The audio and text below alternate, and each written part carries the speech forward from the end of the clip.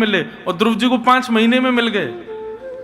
जैसे ही 5 महीने में भगवान मिले ध्रुव जी को तो सब संत अपना झोला उठा करके चले गए अपने घर।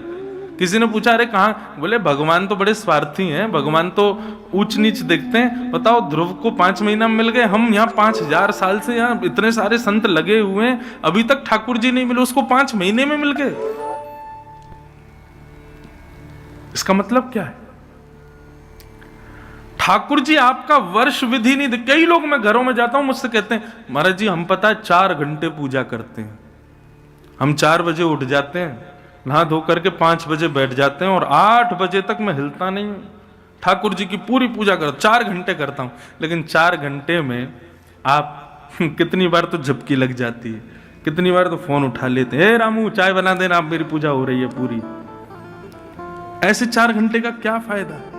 लेकिन आप 4 मिनट भी ठाकुर जी के सामने बैठे और बिल्कुल निष्फिक्र होकर के, देहाभिमान शून्य होकर के, पूर्ण रूपेण ठाकुर जी के होकर के बैठते हैं तो 4 घंटा व्यर्थ है, 4 मिनट श्रेष्ठ है।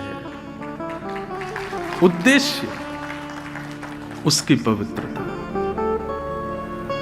बदलने को एक क्षण भी बहुत है और ना बदलने को एक जन्म भी कम पड़ जाएगा।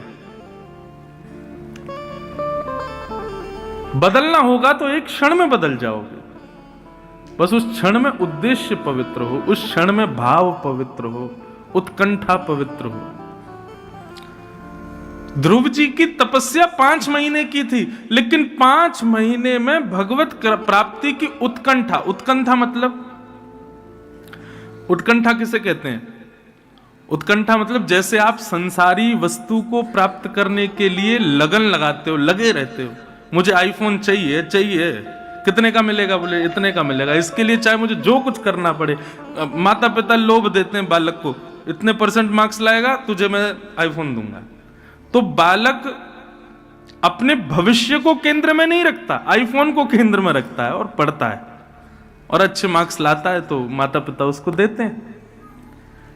ऐसे ही बंधु हर क्रिया के लक्ष्य में श्री कृष्ण, ये उद्देश्य की पवित्रता है। लोग वृंदावन भी आ रहे हैं ना तो उनका उद्देश्य पवित्र नहीं है, उनका उद्देश्य वहां भी पुण्य की प्राप्ति और क्षमा करें हाथ जोड़ के प्रार्थना। ये ऐसा नहीं सोचना ये महाराज जी हमको आज डांट रहे हैं क्या। डांट नहीं रहा हूं मैं, तो केवल एक बात बता रहा हूं, सबको बता रहा हूं, जो लोग आस्था पर भी सुन रहे हैं या भक्ति पथ लाइव पे भी, यूट्यूब पे, सबको कह रहा हूं, उद्देश्य अपना पवित्र रखो। आप कोई भी क्रिया करिए फिर वो क्रिया लाभकारी होगी।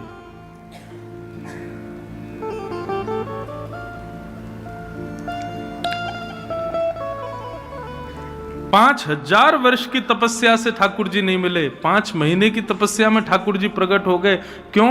क्योंकि ध्रुव की तपस्या में उत्कंठा बहुत थी, तड़प बहुत थी ठाकुर जी से मिलने की। स्वामी विवेकानंद ने पूज्य श्री रामकृष्ण परमहंस जी से जाकर के कहा मुझे भगवान से मिलाओ। रामकृष्ण परमहंस बोले 100 माला करके आओ, भगवान मिलेंगे। स्वामी विवेकानंद जल्दी जल्दी 100 माला करके आ गए।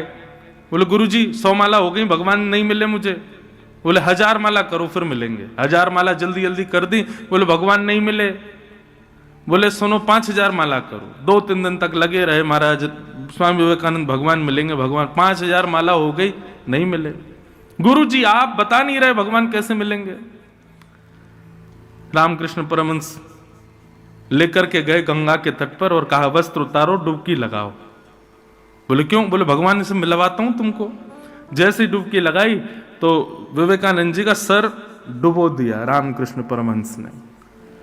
जैसे ही सर डुबोया तो छटपटाने लगे, व्याकुल हो गए। थोड़ी देर में जब हाथ हटाया तो बाहर आए, श्वास लेने लगे, पानी वानी पी गए थे, खांसने लगे। बोले गुरुजी आपने क्या किया? मेरा सर क्यों डुबा दिया आपने? आपको पता है मुझे श्वास नहीं आ रही थी, मैं मरने वाला था, थोड़ी देर आप हाथ नहीं हटाते मेरे प्राण निकल जाते। रामकृष्ण परमहंस बोले तुम क्यों छटपटा रहे थे भीतर, किस चीज की कमी लग रही थी? बोले श्वास की कमी लग रही थी। बोले ऐसी छटपटाहट जब कृष्ण की प्राप्ति के लिए होगी तब ठाकुर जी मिलेंगे। जैसी छटपटाहट तुमको वायु के लिए, जैसी छटपटाहट हम आप सबको भोजन की, जैसी छटपटाहट व्हाट्सएप खोलने की, फेसबुक चलाने की, फोटो खिंचाने की, अरे कुछ नहीं करना, ये छटपटाहट हमारे अंदर है, लेकिन है किसके लिए? सांसारिक भावों के लिए। वही छटपटाहट, वही व्याकुलता, वही स्थिति यदि ठाकुर जी के लिए हो जाए तो उद्देश्य पवित्र है। यहां पर बैठे आप सब में अधिकतर, ठीक है सबका होगा भाव, लेकिन किसी का यह भाव नहीं होगा कि 6 दिन के इस भागवत के प्रसंग में मुझे ठाकुर जी के प्रत्यक्ष दर्शन हो जाएं। ऐसे भाव से कोई बैठा है? नहीं बैठे तो अब बैठो। वृंदावन है भैया, यहां आप कथा सुनने आ गए हो, ये बहुत बड़ी श्री जी की कृपा है आपके ऊपर। मैं भी सुना रहा हूं, ये भी मेरे, हम कथा वक्ता जरूर हैं, लेकिन वृंदावन में ही कथा नहीं कह पाते, सब जगह कहते हैं। तो वृंदावन में कहने का अवसर मिल रहा है तो मुझ पर भी कृपा है श्री जी की, आप पर भी कृपा है कि आप बैठे हो। बस अपना उद्देश्य पवित्र कर लो कि हम कथा सुने और जब जाएं यहां से, कभी निधिवन जाएं, सेवा कुंज जाएं, बिहारी जी जाएं, राधा वल्लभ, राधा रमन जाएं, जहां भी जाएं, कभी ऐसी कृपा हो, छटपटाहट ऐसी रहे कि अब जो आगे गली आएगी उसमें मुड़ते ही हमको कहीं श्याम सुंदर दिख जाए। अब हम जैसे आगे जाएंगे तो वहां हमको कहीं ठाकुर जी के दर्शन हो जाएं। अब जैसे हम ये रिक्शा से उतरे तो वहां श्री जी की कोई झलक दिख जाए। ऐसी छटपटाहट, ऐसी उत्कंठा हृदय में होनी चाहिए वृंदावन आए हो तो।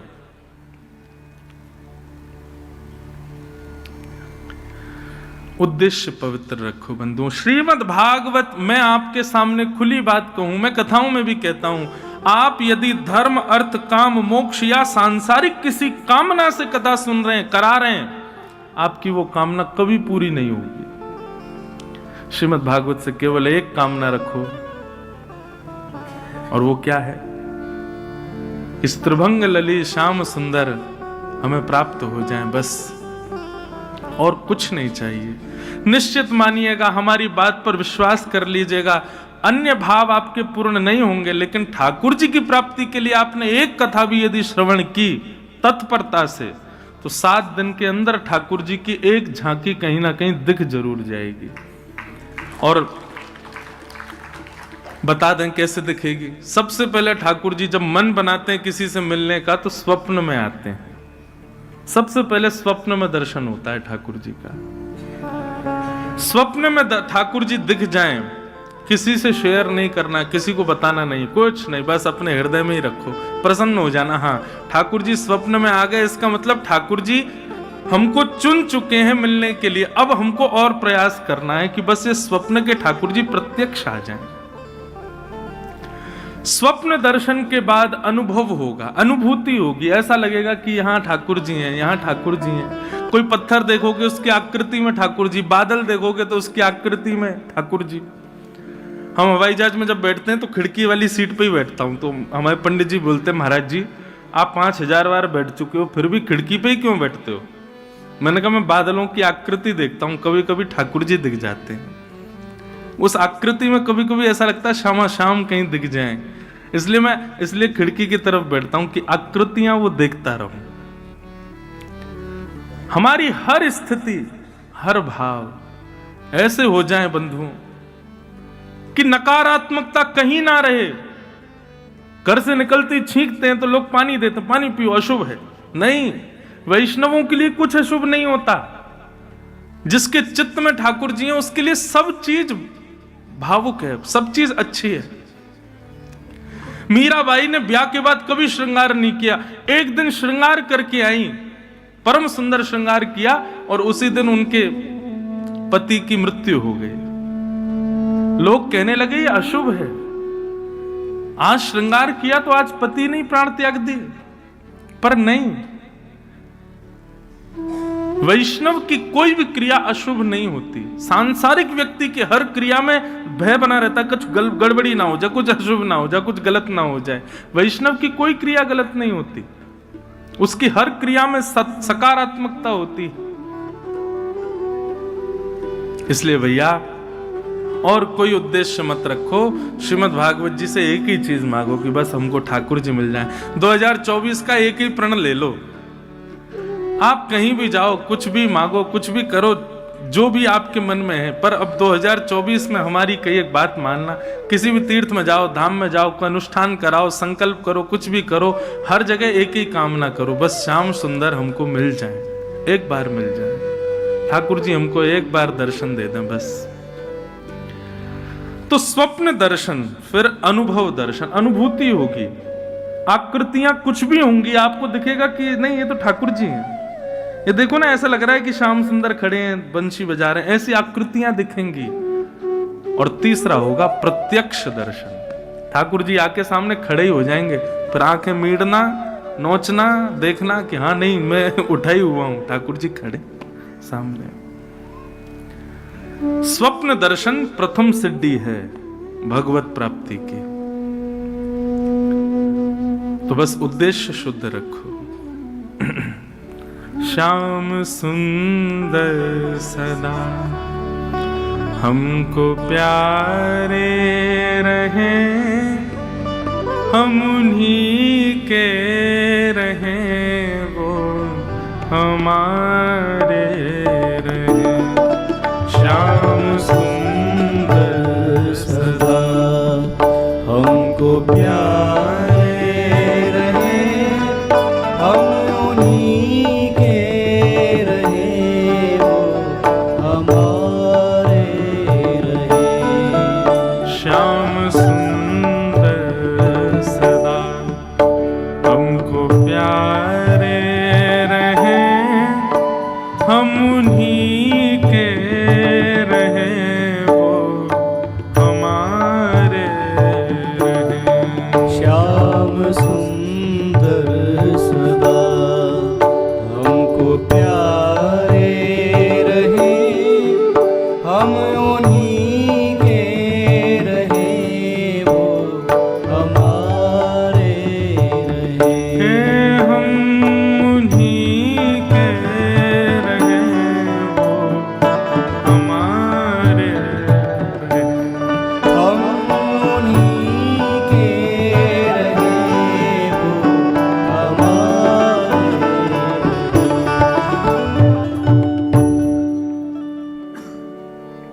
आइए अब भागवत के प्रथम स्कंद में प्रवेश करें।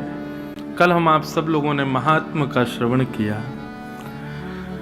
प्रथम स्कंद और प्रथम श्लोक श्रीमद् भागवत का सब लोग ध्यान में, केंद्र में ठाकुर जी को विराजमान करके श्रवण करो। जन्माद्यस्य यतोऽन्वयादितरतः चार्थे स्वविज्ञस्वराट्, तेने ब्रह्म हृदय आदि कवये मुह्यन्ति यत्सूरयः। तेजो वारिमृदां यथा विनिमयो यत्र त्रिसर्गो मृषा, धाम्ना स्वेन सदा निरस्तकुहकं सत्यं परम धीमहि। श्रीमद् भागवत के प्रथम श्लोक में किसको वंदन किया गया? सत्यम परम धीमहि, जो भी परम सत्य है मैं उसको वंदन करता हूं। यहां पर स्पष्ट नाम क्यों नहीं लिया गया? सीधे भगवान का नाम ले लेते तो एक जो ये विडंबना लोगों के मन में बनी हुई है, शंकर जी बड़े हैं कि भगवान कृष्ण बड़े हैं कि जे बड़े हैं कि वो बड़े हैं, ये जो ऊंच नीच बनी रहती है सबके मन में, ये क्लियरिफाई हो जाती कि हाँ चलो भागवत के प्रथम श्लोक में इनको वंदन है तो ये सबसे बड़े। एक बात कहें बंधुओं, ये बड़ा छोटा ये हम संसारी लोगों की दृष्टि में होता है, देवताओं में, ठाकुर जी में शायद ये भाव कभी नहीं होता होगा। ये हम मानवों के अंदर ही होता है कि ये ऊंचे हैं, ये छोटे हैं, ये बड़े हैं, ये नीचे हैं, ये काले हैं, ये गोरे हैं, ये धनवान हैं, ये निर्धन हैं। ठाकुर जी की दृष्टि में तो समत्व भाव होता है, सम। ये दृष्टि हमारी होती है कि हम ऊंच नीच देखते हैं। ठाकुर जी को इससे कोई अभिप्राय नहीं। बहुत सावधानी से सुनो। सत्यम परम धीमहि, यहां पर परम सत्य को वंदन किया गया। सत्यम धीमहि कह देते, मैं सत्य को प्रणाम करता हूं, ऐसा भी नहीं। परम क्यों कहा? परम सत्य, परम सत्य कौन है? कलयुग केवल नाम आधारा, सुमिर सुमिर नर उतरे पारा। एक बात बहुत ध्यान से समझ लीजिए बंधुओं कि कलयुग में तीर्थ यात्राएं करना, बहुत मंदिरों में जाके दर्शन करना, ये इतना जरूरी नहीं है। कलयुग में तन को एक जगह बिठा करके मन से ठाकुर जी का नाम उच्चारण करना, यह बहुत आवश्यक है।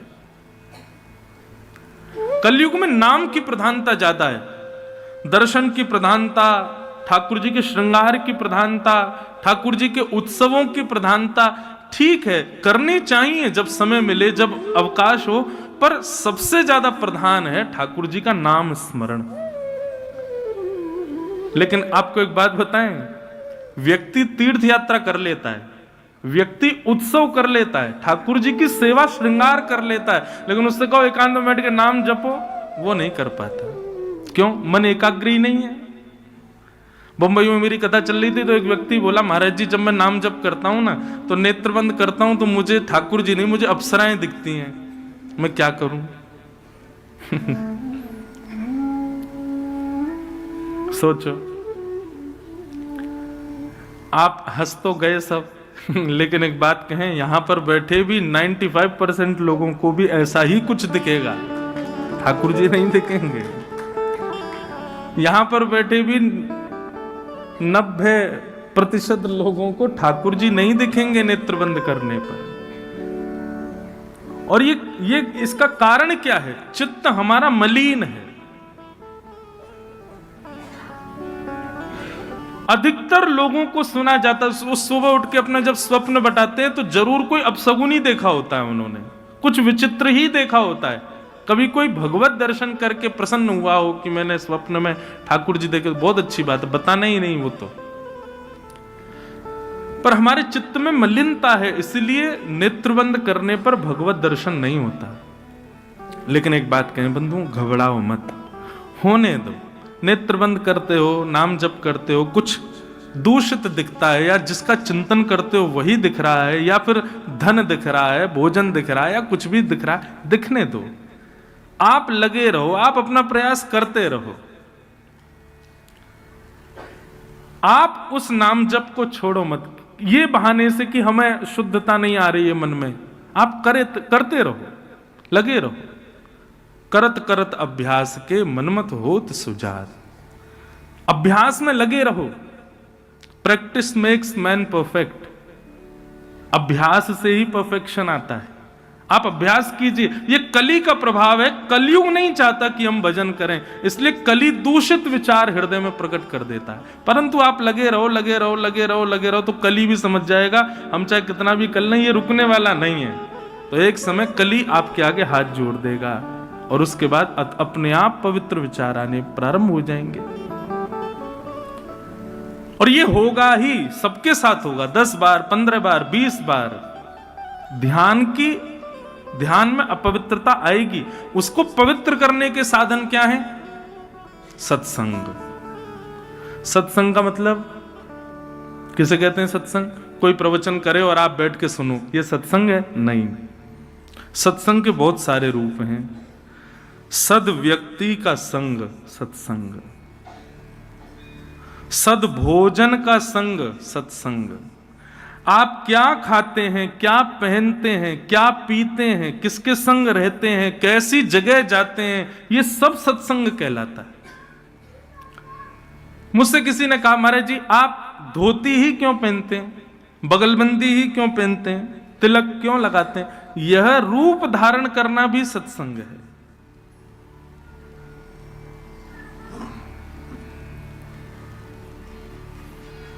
बाहर रोड पर कोई ठेले वाले ने कुछ चाट वाट बेच रहा हो, वहां आप लोग जाएंगे ना तो वो कुछ नहीं कहेगा, जैसा कहोगे बना के दे देगा। लेकिन धोती पहन के बगलबंदी पे तिलक लगाए हम जाएंगे ना तो हमसे वो 5 बार पूछेगा, महाराज जी मैं थोड़ा साफ कर दूं, मैं थोड़ा हाथ धो लूं, ये पवित्र है, शुद्ध है, कोई दिक्कत नहीं। अरे और छोड़ो, फ्लाइट में जो एरोस्टेज भोजन परोसने आती है ना, वो सबसे पूछती है वेज नॉन वेज, लेकिन हमारा रूप देख के वो नॉन वेज तो बोलती ही नहीं है। वो पूछेगी महाराज आप तो वेज ही लेंगे ना, वेज में भी जैन लेंगे। मैंने नहीं, हमें चाहिए ही नहीं कुछ भी। उसको कैसे पता कि मैं अपवित्र नहीं खा सकता? मेरे स्वरूप ने बताया। तो ये स्वरूप भी सत्संग है। आप कैसे स्थानों पर जाते हैं, कैसे लोगों के संग बैठते हैं, उनसे क्या वार्ताएं करते हैं, यह भी सत्संग कहलाता है। केवल किसी का प्रवचन सुनना मात्र सत्संग नहीं है। यह सत्संग की प्रारंभिक सीढ़ी हो सकती है, परंतु आपकी पूरे दिन की दिनचर्या भी सत्संग को दर्शाती है। वस्त्र भी सत्संग है, भेष भी सत्संग है। मीराबाई कहती है ना, हम लोग श्रृंगार करते हैं, किस लिए करते हैं? हम सजते हैं, साड़ी पहनते हैं, कुर्ता पहनते हैं, कुछ भी पहनते हैं, गले में हार पहनते हैं, कानों में कुंडल लगाते हैं, किस लिए? परफ्यूम लगाते हैं ताकि 4 लोग हमसे पूछें भाई साड़ी कहाँ से ली, कुर्ता कहाँ से लिया, कुंडल बड़े बढ़िया, आपके गले का हार बहुत सुंदर, परफ्यूम कौन सा लगाया। हम दूसरे को रिझाने के लिए ही पूरी क्रिया करते हैं। तो मीराबाई कहती हैं, जिन भेषा मारो सावरो रीझे, जिन भेषा मेरो गिरधर रीझे, मैं सो ही भेष धरूंगी, हो बाला सो ही भेष धरूंगी, हो मैं बैरागन हूं। वृंदावन में आप लोग घूम रहे हो 2 दिन से, देखो यहाँ के लोग कैसे रहते हैं। तिलक लगा के घूमेंगे, धोती पहनेंगे, इतनी सर्दी है फिर भी धोती में रहेंगे। कई लोगों के नियम है वो पादुका नहीं पहनते, नंगे पांव घूमेंगे। क्यों? क्योंकि उनकी वेशभूषा में भी आपको रिझाना श्रेष्ठ नहीं है। वो इसीलिए ऐसे बन के घूम रहे हैं कि बिहारी जी हमसे प्रसन्न रहे। ये श्रृंगार बिहारी जी का है, ये श्रृंगार राधा रमन लाल के लिए, ये श्रृंगार श्री राधा वल्लभ जी को खुश करने के लिए। संसार के लोगों को भले ही तुम्हारे तिलक से पीड़ा हो, तिलक लगाए कलकत्ता में घूमो, तिलक लगाए दिल्ली में घूमो, 4 लोग टोक देंगे, लेकिन वृंदावन में कोई नहीं टोकेगा। क्यों? वृंदावन में किया गया श्रृंगार भी ठाकुर जी की प्रसन्नता के लिए, तो वह श्रृंगार भी आपका सत्संग बन जाता है। तो मन की शुद्धता यदि चाहिए तो उसके लिए श्रृंगार हो, आहार हो, विचार हो, पहनावा हो, उठना बैठ, सबकी शुद्धता करना बहुत जरूरी है। आप कहीं भी दुकान से पैकेट खरीद के फाड़ के खा लोगे, संत क्यों नहीं खा रहा है? कोई वैष्णव क्यों नहीं खा रहा है? क्योंकि उसको पता है कि इस आहार के सेवन से मेरा मन मलिन होगा। संत महापुरुष तो अपना जल भी संग लेके चलते हैं, वो बाहर का जल भी नहीं पीते। क्यों? जल पीने जैसा खाओ अन्न वैसा होवे मन, जैसा होवे मन वैसे होवे विचार, जैसे होवे विचार वैसी होवे क्रिया, जैसी होवे क्रिया वैसी होवे गति। तो सत्संग का मतलब केवल किसी सद व्यक्ति को श्रवण करना ये सत्संग नहीं है, अपने आचार विचार को भी शुद्ध करना ये सत्संग है। ये सब सत्संग है। और ये जब क्रिया में आएगा, आपके आचार विचार, पहनाव ओढ़ाव, खान पान, ये सब शुद्ध होते चले जाएंगे। फिर लगाना आप नेत्रबंद करना, कोई अप्सरा नहीं दिखेगी। फिर तो त्रिभंग ललित श्याम सुंदरी दिखाई देंगे, फिर तो हमारी किशोरी जी दिखाई देंगे, फिर तो ललिता विशाखा ये सखियां दिखाई देंगी। भगवत रसिक जी का एक पद है, आहा बहुत सुंदर भाव है। हमारो वृंदावन उर और, हमारो वृंदावन उर और। क्या अर्थ क्या है इसका? श्री भगवत रसिक जी कह रहे हैं कि हमारे लिए प्रकट वृंदावन नहीं है, हमारा वृंदावन तो हमारे चित्त में है, हमारे हृदय में है। बंधुओं, अप्रकट वृंदावन में ये ईंट पत्थर नहीं है। अप्रकट वृंदावन में ये सब हॉल नहीं है, ये बने हुए बड़ी बड़ी बिल्डिंगें नहीं है अप्रकट वृंदावन। वास्तविक वृंदावन में तो चिन्मय है वो।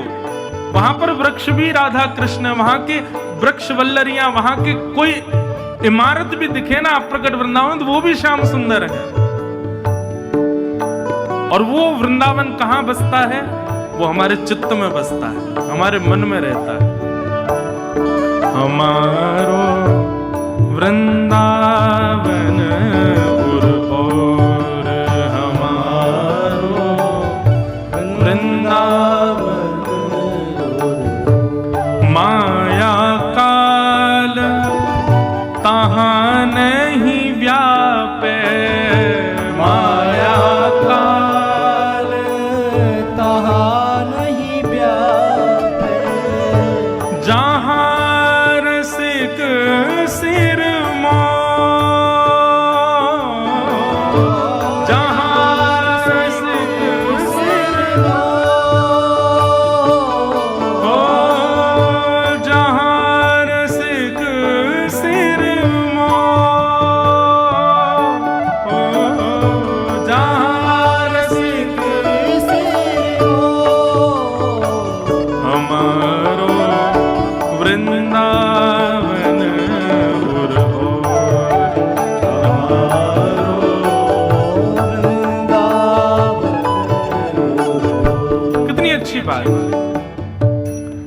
जहां पर पुलिस खड़ी हो वहां कोई चोरी कर सकता है? नहीं। जहां पर टीचर बैठा हो वहां बच्चे शैतानी कर सकते हैं? नहीं। ऐसे ही हमारे जीवन में जितने भी पाप आते हैं वो मन से आते हैं। यदि उस मन में श्रीधाम वृंदावन विराजमान हो जाए तो कभी कोई पाप आएगा? कभी नहीं आ पाएगा। यहां पर कह रहे हैं माया काल तहां नहीं व्यापे, जहां रसिक शिरमोर। बोले भैया तन से वृंदावन आ रहे हो, तन से वृंदावन में रह रहे हो, इसका कोई अभिप्राय नहीं है। तन को कहीं भी घुमा लो, तन जैसे यहां से बाहर जाएगा फिर बिगड़ जाएगा। इसलिए क्या करो, जितने समय के लिए वृंदावन आए हो प्रयास करो कि उतने समय में वृंदावन को चित्त में लेकर के चले जाओ। वृंदावन सदा चित्त में रहे तो वहां पर किसी भी प्रकार का पाप प्रवेश नहीं कर पाएगा। माया काल तहां नहीं